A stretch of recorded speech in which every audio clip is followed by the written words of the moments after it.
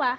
Começa agora mais um programa em Foco, transmitido ao vivo pelo Facebook no jornalismo UCDB, com edição sobre as doenças modernas, exercício da disciplina de Fundamentos do Audiovisual, ministrado pelo professor Oswaldo Ribeiro. Não é isso, professor?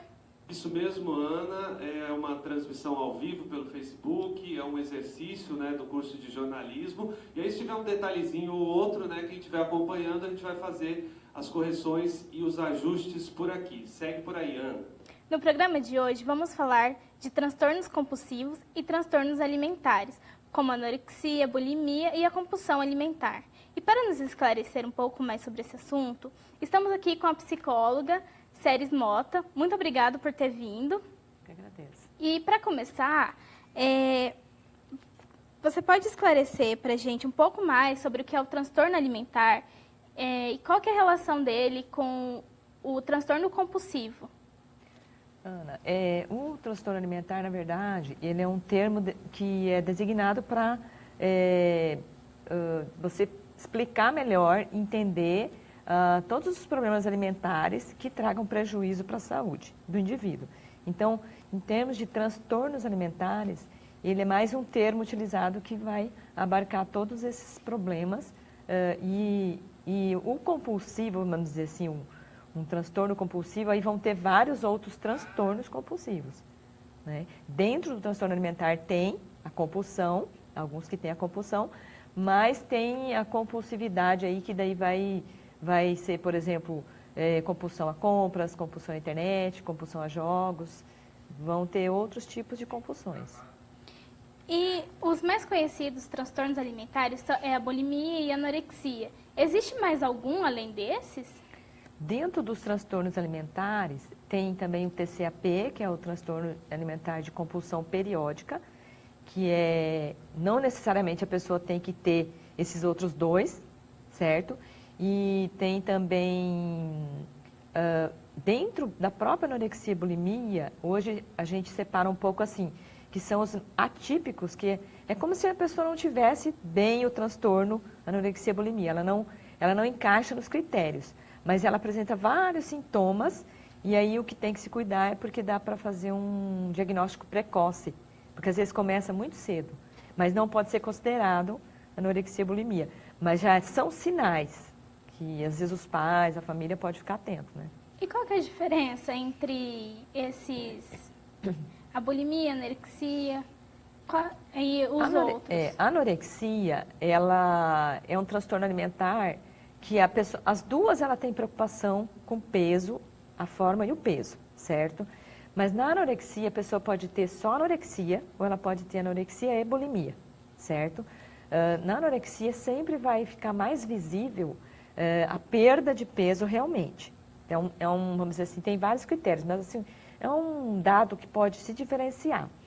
Para ser bulimia, um diferencial é que sempre tem que ter uma compulsão e depois utilizar laxantes, utilizar um comportamento que é compensatório à pessoa se alimentar.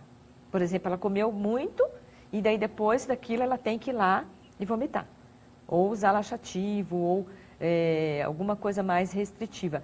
Na anorexia, por exemplo, a pessoa ela cuida muito assim, ela come menos e quando ela faz algum ato de compulsão, que é comer, vamos dizer assim, muito, aí se ela faz algum outro comportamento para eliminar aquilo, daí ela já está dentro de um quadro de bulimia, né? E qual que é a causa desses transtornos? Tanto nas pessoas que elas comem compulsivamente, tanto nas pessoas que elas ficam preocupadas excessivamente com o peso. Uhum.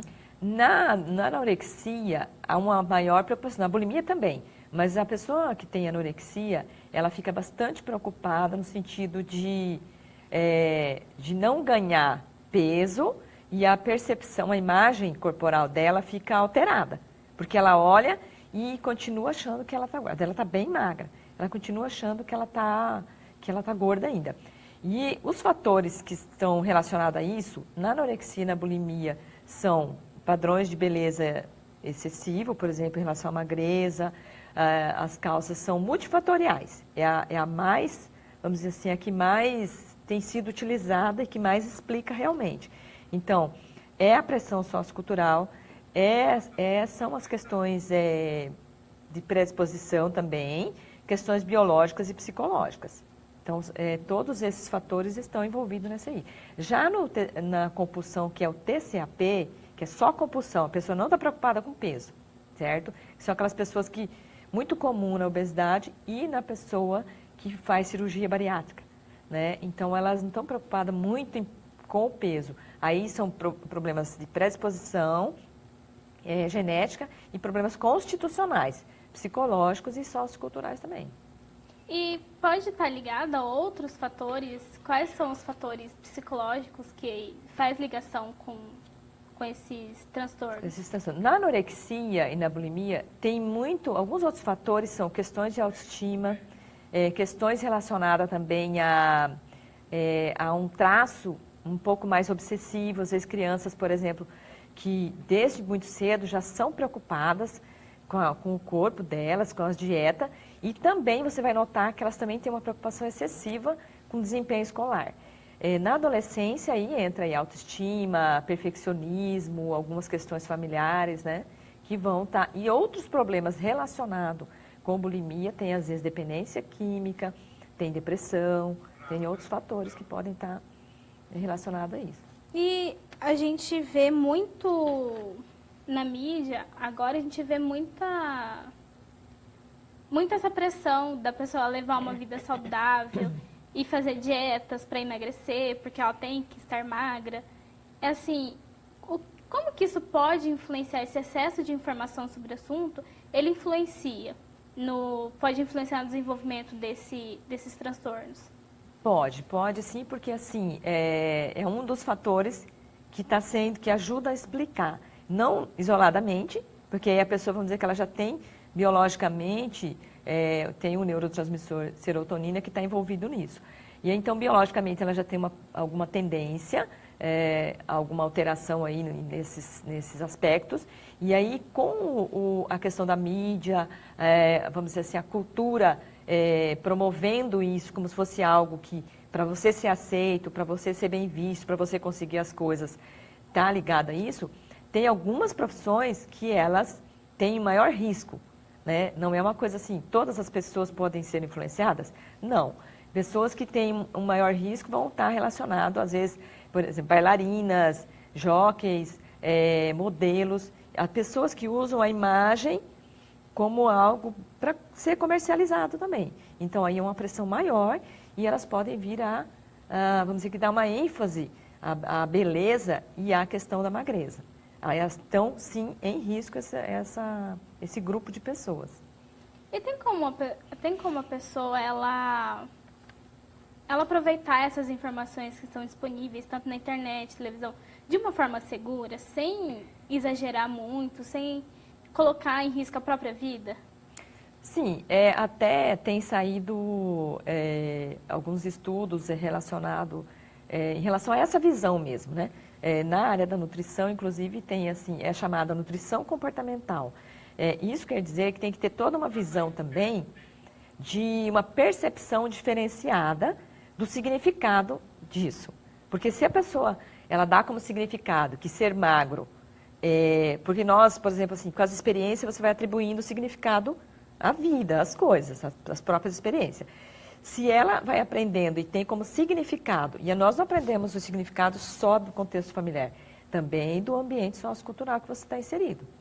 Então, se você vai aprendendo que para você se dar bem, você teria que ser magro, ou teria que ser dessa forma, há uma tendência a pessoa querer ser inserida nisso.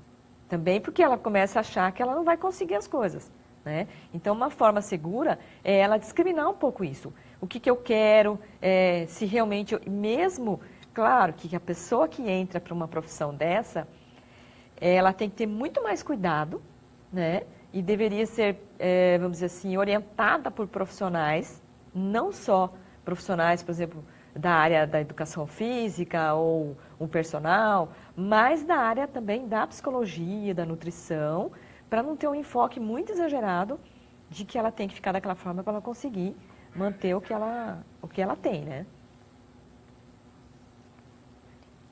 E, assim, existe algum tipo de tratamento ou um médico específico que a pessoa ela pode procurar se ela quiser ser tratada? Existe sim. Inclusive o tratamento, ele é feito nunca é feito por um profissional só.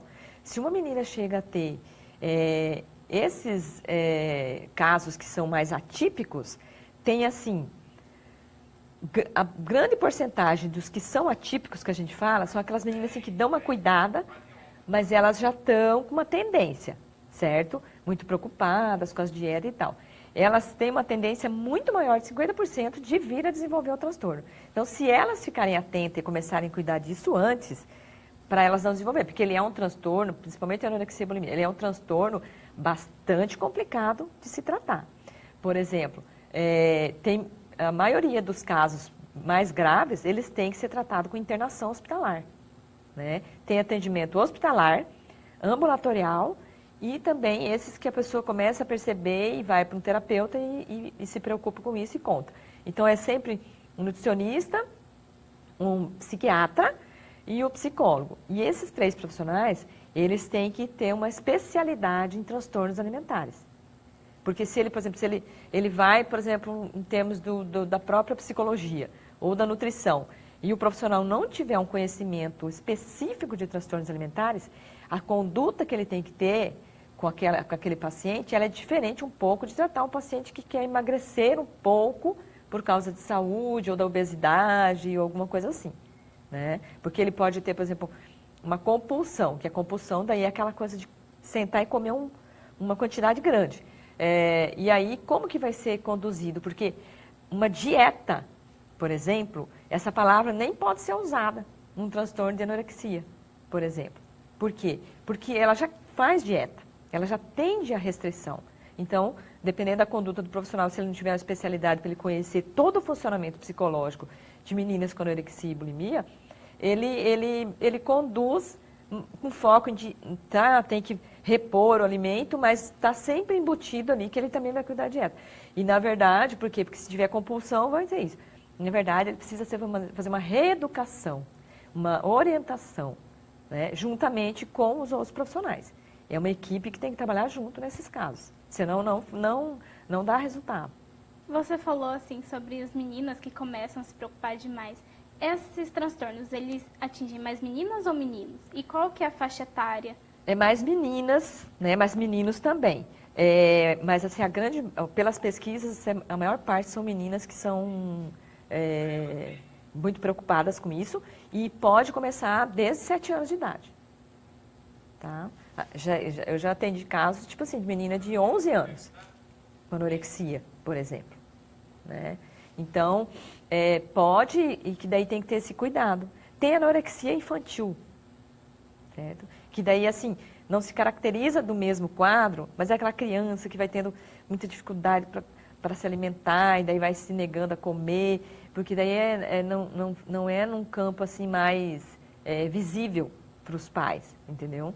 Mas, assim, tem que acompanhar para que aquilo não se torne, vamos dizer assim, pré-mórbido, que a gente fala assim, no histórico já apareceu alguma coisa e depois lá na frente volta a surgir de novo. E para finalizar, eu quero agradecer mais uma vez a sua presença aqui e pedir para você deixar alguma dica, assim, para as pessoas que estão assistindo. Aquela pessoa que não aceita muito o corpo, o que ela deve fazer, assim, para ela ter uma vida mais saudável? Uma das questões, assim, quando a pessoa começa a ter essa dificuldade, ela vai ter bastante dificuldade sozinha de lidar com isso. Mas, em geral, por exemplo, as meninas que estão aí preocupadas com a beleza, do corpo e tal, ela precisa estar atenta, assim, se o que ela vai fazer da vida dela exige tanto que ela se preocupe com o corpo, que ela possa valorizar, por exemplo, outras áreas da vida dela e outras, até, assim, se relacionar melhor com o corpo dela, né? Para que ela não entre num caminho onde fique conectado que ter autoestima ou ser aceito é ter esse corpo assim.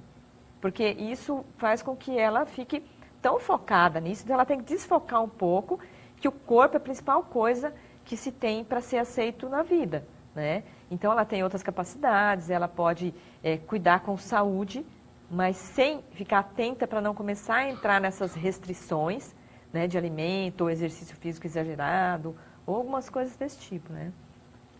Muito obrigada mais uma vez e até a próxima. Tchau.